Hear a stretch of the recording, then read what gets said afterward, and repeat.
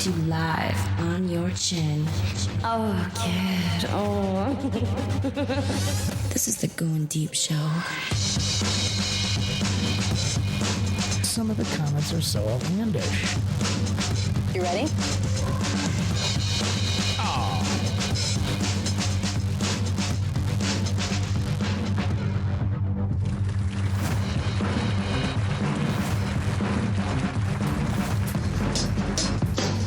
For the powers of evil, because good is dumb. It's time for the Goin Deep show. Hi, I'm the kid. Welcome to the program, everybody.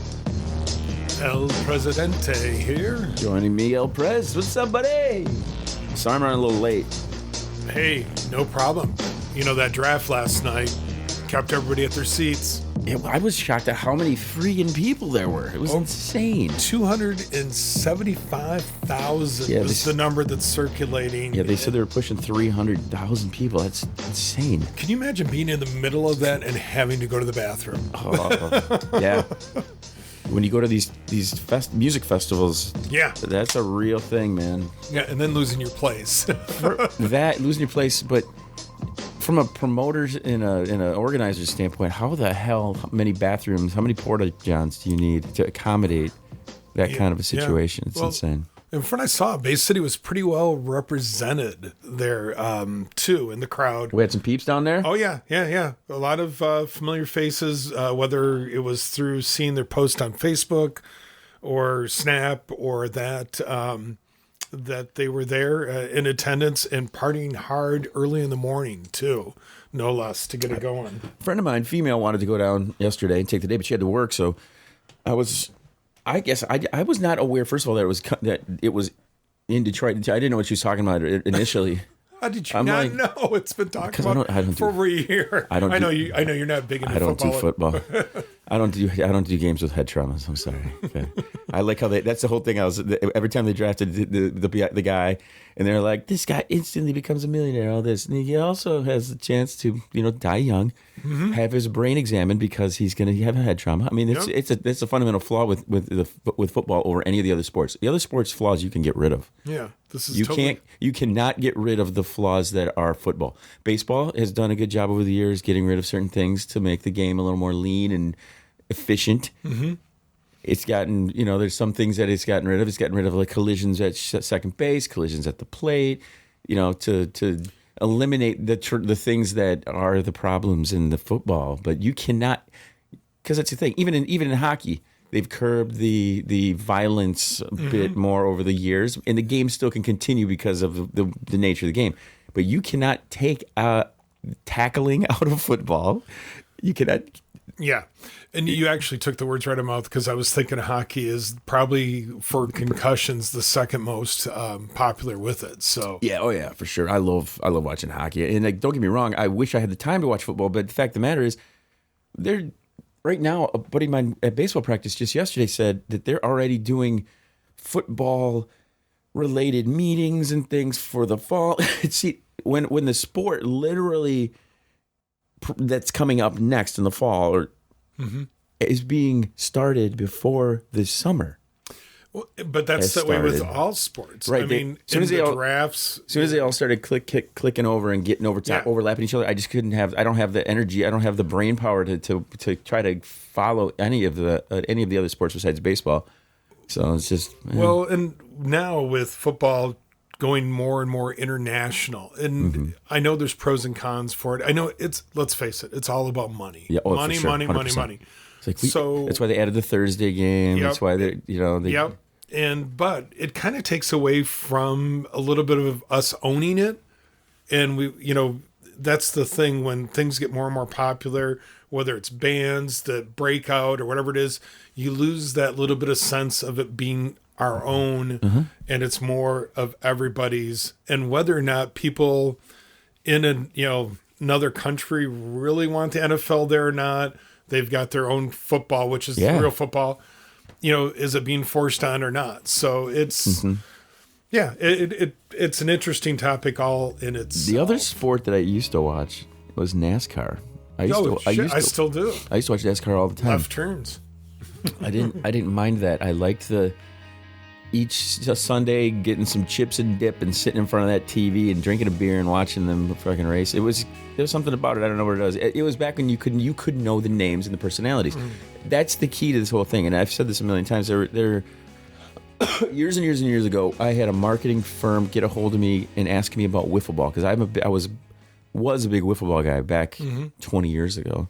Wow. I have my field in the backyard. I used to travel to do tournaments, all these things, and they asked me about what can make wiffle ball bigger than what it is. I said, you need to have some names. You need to have some names of either teams or people that are the stars of the game. You got to have that personality, and this applies to really all those sports. And you want like you're saying, those people to kind of get attached to the name and what they're doing and all this stuff. Well, and you're a stats guy. So when it comes to baseball, there are players you can name off and stats and everything else and who they are and what team they play for. But for a lot of people, whether it's football, baseball, hockey, besides your own team, you really don't memorize the names of guys on other teams. So I do. So when you see them getting drafted last night, and that so wait a it's minute. kind of like, all right, I didn't know enough about this person or what they did. So you're talking about in football, like last night, they kind of recapped who the guy was, where he came from, all that stuff. Yeah. Yeah. For me, for baseball, I watch all the highlights. I know that you can name it. You can name a team. I'll tell you who the top stars are from that team. I do this. I'll challenge like some of the younger kids who watch baseball as much as I do. And I'll say, name a team, and I'll tell you who's the main man on the team. It's like I follow it enough where I know each of the team's big stars and stuff like that. See, and for me, it's always been music. I mean, knowing band members, that information is always in movies. That's why you guys always want me to do trivia. So that's why what's really interesting about this. I saw Pearl Jam on Howard Stern the other day. Pearl Jam's one of the only bands that I think I can name all of the band members. I don't know another band that I know all of the band members' names. The Stones, Rolling Stones, Beatles, those older school bands. Of course, you know those names and stuff like that. But name like a band, like who's the bass player for Stone Temple Pilots? Right now it's you know that it's one of the two brothers because the guitarist and the brother and they're going to be at a festival too coming around here, but yeah, it's hard to do. We only have so much memory and time, and that's why I kind of got out of the football game, and all that. It's just because I didn't have the brain power for it. Yep. Okay, listen to this. You came walking in. You were talking about bullying. Yes. This happened just 2 nights ago. I went to Jake's. Okay, our friend, blonde with the boobs. That blonde with the titties. I don't know what we're gonna call her. I needed to kill some time before I picked my kid up from work, not from school, from work. Take her home. I went to the Stretches Curve Bar, right? Yeah. I haven't been there in a while. Been there twice in the last week. So and then she met me there. Okay. I dropped the kid off, and I was like, okay, I kind of want to go get something to eat. I want to. Go and do something. But I didn't know where I was going to go. I knew I was going to go downtown. So I went to the studio and I painted. There's a space downtown that I paint at. So I go there and I'm waiting for a call or a text from anybody who's, hey, I'm downtown. What do you guys want to do? You going to do something? Yeah. So the Black Widow, she goes to Retro Rocks. Good food. And I'm like, who you going with? Nobody. I'm going here. I'm going to Retro Rocks. I'm like, okay. I said, then the blonde, I don't know what the fuck we're gonna call her. Let's give her Blondie. I don't know. Fucking bombshell. I don't know. What do we call her, man? After this, we're gonna come up with a nickname for her because this story is gonna lead to a nickname, I think. So they show up at the studio and I'm painting. Her and another our friend that sings. We're painting. I'm painting. She's like, I'm going to Jake's. So she goes to Jake's. Black Widow says, I got extra food here if you want it. So I'm like, fuck yeah, I'm hungry. I haven't eaten. So I go over and I eat with her. And then we go to Jake's. Okay. We show up there. It's a group table of us. It's like 5 girls and me. And a group comes in from behind us on the 3rd Street side door. Younger, older, kids with fake IDs. Younger? No. It was about our age. About maybe younger than me, younger than you and I. but mid 40s, maybe 30s, 30 to 40. Okay. They smell like greasy onion rings and French fries. And I notice it's the crew from a local establishment here. I'll tell you the name of it later. I don't want to get too specific on this. Mm-hmm. So the blonde says, those guys smell like they've been deep fried, pretty much just, they smell like onion rings. And my friend, she's like, yeah, huh, can I have some onion rings? Like she knew one of the people there. Yeah. This guy then goes over to the group of them, 2 women included, big old Amazon type chicks, right? And says, yeah, so-and-so says we smell, Yeah. And it gets blown way out of proportion. Out of proportion to the point where I have to chime in and be like, dudes, get the fuck, just they gave the blonde this issue, and it was you need to keep your mouth shut, that kind of thing. And when I hear somebody say what someone else needs to do, I'll usually chime in. So I chimed in and I said, I got a better idea. I decide what the fuck I say anytime I fucking want to say it. And they were like, and they blew up and they were like, what? They're like, who the fuck are you? I go, I'm the one giving you a fucking reality check is what I'm telling you. That's what I am. Yeah. And they fucking lost their goddamn minds. They fucking were blowing up out of proportion. I had to throw the cunt word around a little bit. Ooh, right to a woman's face. Right to a woman's face. I called the one who was a little bit taller, a tranny. And the one bitch got so fucking crazy. She was like, what did you say? Did you call her a cunt? I was like, no. I said, she's acting like a cunt, though. And the easiest way to stop call her saying you're acting like a cunt is to stop acting like a cunt. Yeah. So they were losing shit. The bartender had to step in. But they were essentially bullying the blonde that we were with. Yeah. Because they heard words. That was the thing I narrowed it back to. I was like, wait a second, you guys sensitive to words and stuff? I said, do you guys feel your feet on fire yet? And they're like, what? I'm like, yeah, when you hear words, everybody bursts into flames when they hear certain words, right? I mean, it was hilarious. They were losing their fucking shit for no reason. Over an observation. Because we've all done it. People walk in, oh my God, they smell like they've been smoking something, or patchouli, or whatever it may be. Yeah. People all make those kind of comments or bring things up. It's an opinion. It's not even an opinion. It was evident by leaps and bounds that these guys smelled like they were dunked in fucking batter, and there's no doubt. Hopefully it was some good fucking food. Don't get me wrong. It made me hungry. Yes. It made me hungry. I was like, Jesus Christ, I want some fucking French fries right now. But they were obviously, here's what I think happened. The 2 women probably met up with them. Someone else, one person could have that smell on them, and the other people don't. Yeah. So, but there was absolutely no doubt that somebody was very greasy. Well, and you got to be careful with being so sensitive. I think sometimes we all have depending on what side of the bed you woke up on, or what's going on, you got to quit being so fucking sensitive and taking things personal, and fuck what people think about yourself. Mm-hmm. If you just go in with that attitude and, of I really don't give a shit. Because, I mean, that happened the other day. I got hit up about going to meet somebody at an establishment that I'm supposedly not supposed to go in when that person's working because I pissed them off. And I was like, fuck it. So this person I want to meet and be there means way more to me than somebody else's feelings.